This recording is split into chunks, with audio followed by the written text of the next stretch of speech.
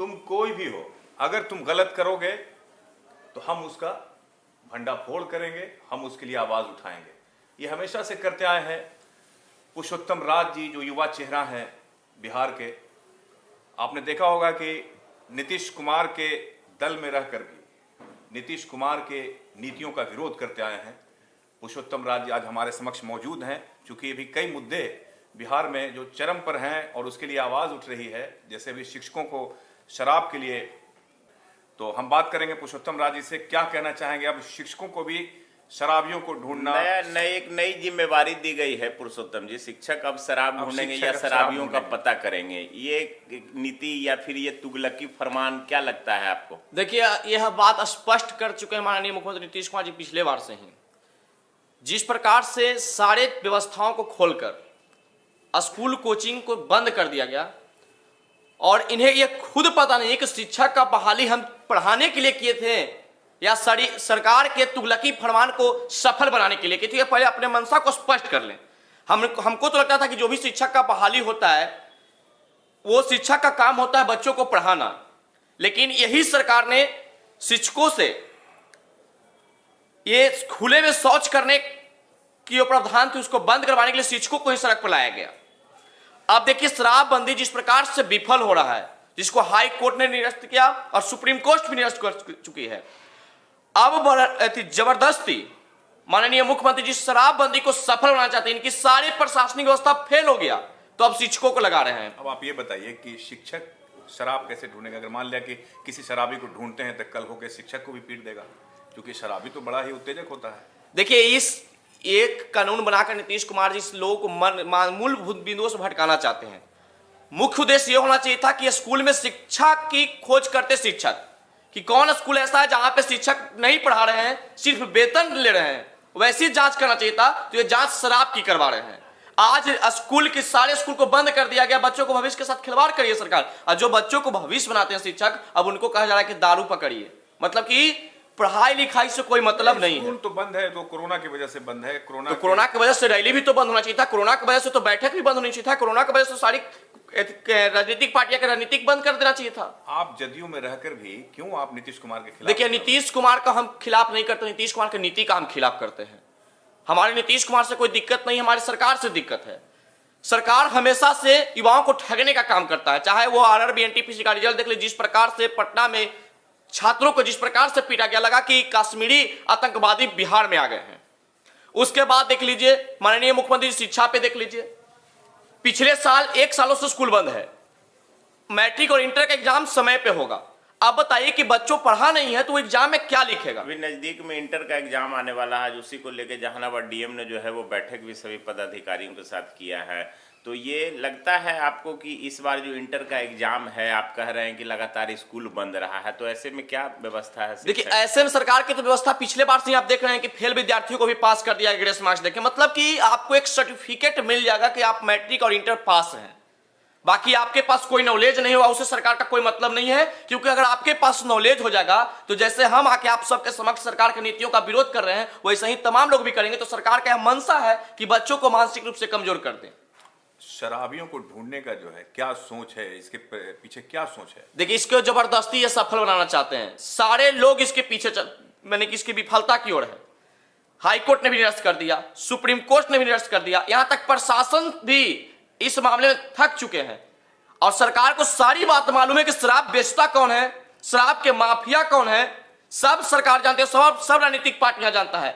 लेकिन इसमें जान के शिक्षकों को लाया जा रहा है कि आप बैठ के नहीं खाइए, आपको जो पेमेंट दे रहे हैं उस पेमेंट को जबरदस्ती आपसे काम लेंगे हम। पुरुषोत्तम जी, इसको लेके जो है वो जिस हिसाब से शिक्षा विभाग का कल गाइडलाइन जारी हुआ है, तो उसको लेके आज शिक्षकों में आक्रोश भी है कि हम शराबी को कैसे ढूंढेंगे या फिर शराब का जानकारी सूचना कैसे देंगे।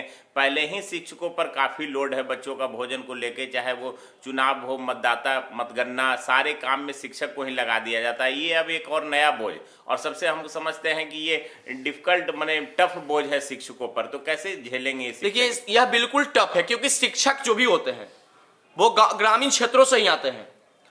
अब मान लीजिए कि उनके ग्राम में कोई व्यक्ति दारू पीता, उसके बारे में वो बताएंगे तो क्या उनको गांव वाला उनको बचने देगा? सरकार देगी उनको सरकारी सुरक्षा? तो आदेश है तो पालन तो करना होगा। तो आदेश, अब ये कोई थोड़े है, हम स्वतंत्र देश के हैं, स्वतंत्र राज्य के हैं। अगर इस प्रकार से तुगलकी फरमान होगा, इस प्रकार से आदेश जारी किया जाएगा, तो उसको लेकर थोड़े लोग चलेंगे ना। आप समझ लीजिए कि सरकार प्रशासन की व्यवस्था क्यों की थी। आप क्यों नाराज रहते हैं नीतीश कुमार? हमने नीतीश कुमार से फिर बोले कि नीतीश कुमार से हमारी कोई नाराजगी नहीं है, हमारी उनकी नीति के साथ नाराजगी है, हमारी सरकार से नाराजगी है। किन नीतियों से आप नाराज? उनका नीति है कि शिक्षक को दारू पकड़ने के लिए कहा जा रहा है कि आप दारू वाला को खोजिए। आप मतलब कि इनका स्पष्ट हो चुका है कि हमारे प्रशासन सड़े रूप से विफल है, प्रशासन कुछ नहीं कर सकता है। सवाल ये है ना के पुरुषोत्तम जी कि सवाल ये है कि एनडीए जो घटक दल हैं, चाहे एनडीए में और भी पार्टियां हैं, बीजेपी है, हम है, वीआईपी है, कोई भी इस नीति का या फिर नीतीश कुमार के डायरेक्ट खिलाफ में जो है वो इस तरह का तो बात नहीं आ रहा है। एनडीए 4 घटकों दल का संगठन है। देखिए, घटक दल और सरकार आप आज इस स्थिति में है कि और कोई भी खिलाफ में बोलता है तो सरकार गिरने की स्थिति में है।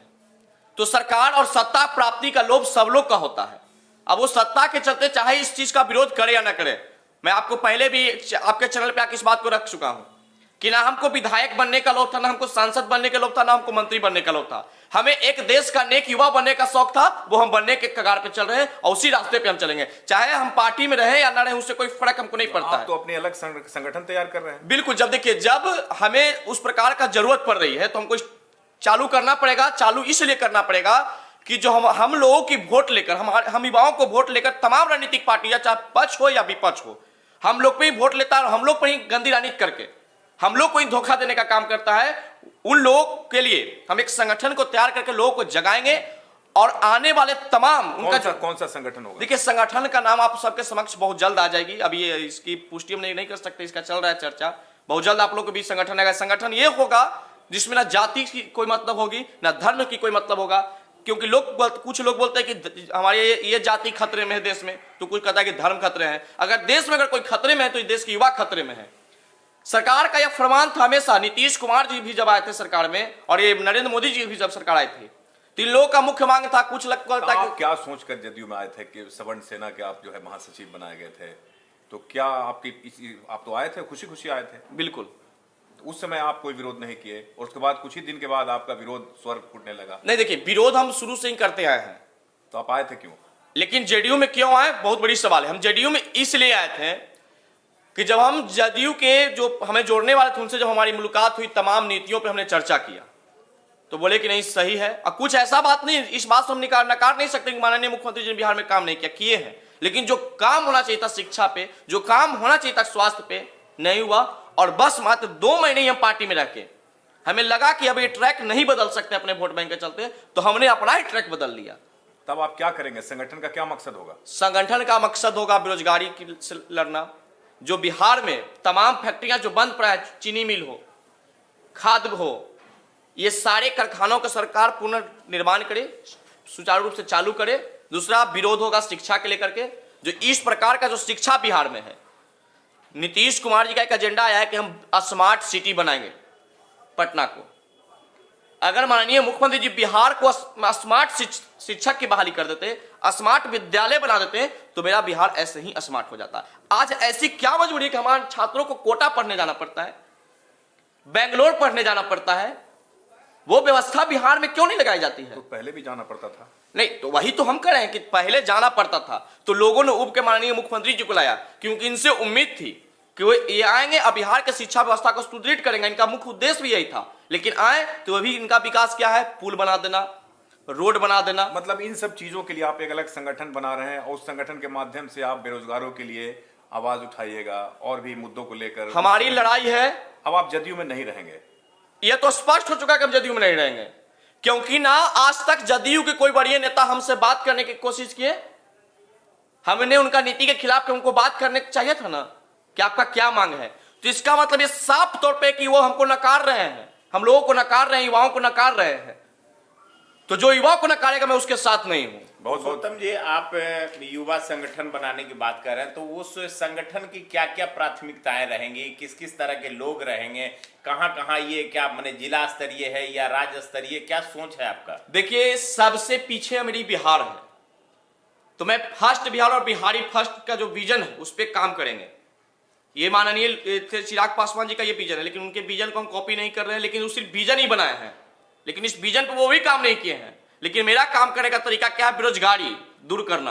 बेरोजगारी कैसे दूर होगी? जो तमाम बंद पड़े फैक्ट्रियां उसको चालू किया जाए। अगर आपके पास सरकारी नौकरी की जगह नहीं है तो आप लोगों को स्वरोजगार करा करके आप उसे आर्थिक लाभ दें ताकि व्यक्ति स्वरोजगार भी करे। दूसरा है, बिहार में गिरती हुई शिक्षा का स्तर। विद्यालय में स्टूडेंट की संख्या होता है 2000, शिक्षा की संख्या होता है 4, बेंच की संख्या होता है 10। मतलब कि किसी भी तरह बच्चों को फंसा के रखने का काम करेंगे क्या इसके लिए? हम लड़ाई लड़ेंगे। हम जिला से लेके मुख्यमंत्री आवास घेरने का भी जरूरत पड़ेगा तो उसको भी घेरेंगे, लड़ाई लड़ेंगे युवाओं के लिए, शिक्षा के लिए लड़ेंगे। स्वास्थ्य, जो सदर अस्पताल जहानाबाद का हालत हो या बिहार की पटना का पीएमसीएच का हालत हो, हमको यह मांग है कि सामान्य शिक्षा व्यवस्था हो और सामान्य स्वास्थ्य व्यवस्था हो। माननीय मंत्री जी भी वहीं अस्पताल में इलाज करवाएंगे जहां आम जनता कराएगी, तब जाकर व्यवस्था सुधरेगा अस्पताल का। ये लड़ाई है बहुत। और एक मुख्य लड़ाई मेरा ये है कि ब्लॉक में या जिला समाहरणालय में बिना किसी को रिश्वत लिए हुए काम नहीं होता है, अधिकतर जगह पर देखा जाता है। मैं उस जगह पर विरोध करूं जो व्यक्ति जिस लायक है उनको उस प्रकार का सरकारी लाभ मिले और समय पे लाभ मिले। जो लाभ सरकार देती है, माने कि वहां से 100 रुपया आता है तो जनता तक 100 रुपया पहुंचे। अगर 70 रुपया पहुंचेगा तो 30 कहां गया, मैं उसको खुलासा करूंगा। बहुत बहुत शुक्रिया। ये हमारे साथ पुरुषोत्तम राज जी थे, युवा चेहरा हैं, हमेशा आंदोलित रहते हैं, सवर्ण सेना में भी हैं और इनका कहना है कि बहुत जल्द जदयू छोड़ेंगे, एक संगठन अपना बनाएंगे और उसके माध्यम से बेरोजगारों के लिए आवाज़ उठाएंगे, स्वास्थ्य, शिक्षा, सब चीज़ के लिए अपने संगठन के माध्यम से आवाज़ उठाएंगे। लेकिन अभी नाम की घोषणा नहीं कर रहे हैं, नाम की घोषणा बहुत जल्द करेंगे और देखते हैं आने वाले समय में पुरुषोत्तम राज के द्वारा क्या किया जाता है, इनकी आवाज़ कहाँ तक पहुँचती है और क्या क्या कायाकल्प होता है। दीजिए इजाज़त, नमस्कार।